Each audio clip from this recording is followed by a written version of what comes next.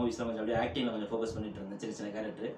அப்புறம் one second வந்துட்டு ஃப்ரெண்ட்ஸோட அவனுடைய ஊக்கத்தில் சரி நம்மளே வந்துட்டு டைரக்ஷனில் இறங்கலாம் அப்படின்னும் போது வந்துட்டு ஒரு கதை நம்மளுக்கு தேவைப்பட்டது.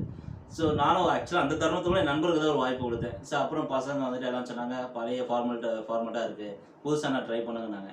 ஸோ புதுசாக அப்புறம் என்னையே வந்துட்டு அந்த விஷ பரீட்சையில் கொஞ்சம் இறக்குனாங்க. நான் அப்போல சொன்னேன் இயக்குனராக இருக்கிறதுக்கு நான் தகுதியாக என்னன்றது இன்னும் வரைக்கும் எனக்கு தெரியல.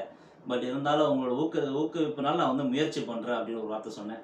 அப்போ நான் கொஞ்சம் டைம் எடுத்துக்கிட்டேன். எடுக்கும் போது வந்துட்டு சரி எப்படி போகலாம், சரி ஆல்ரெடி ஆர்ஆரில் இருந்தோம், சரி ஆர்ஆர் ஜேர்னர் வேண்டாம்னு சொல்லிட்டு சரி இந்த ஜேர்னர் போகலான்ட்டு ஒரு அக்ரிகல்ச்சர் பேக்ரவுண்ட் போனோம், விழிப்புணர்வு கொடுக்கணும் மக்களுக்கு. அதுக்காக வந்து இந்த திரைப்படத்தை வந்துட்டு ஒரு டூல் எனக்கு கிடைச்சது, ஓரளவு ஒரு நாட் கிடைச்சது. அதை வச்சு நான் கிரியேட் பண்ணேன். இப்போ அது பார்த்தீங்கன்னா வந்துட்டு இன்றைக்கி இருக்க மக்களுக்கு வந்துட்டு விவசாயம் நிறைய படத்தில் வந்துருக்கலாம், விவசாய விழிப்புணர்வு என்னோடய படம் வந்து கொஞ்சம் அதிகமாக பேசும்.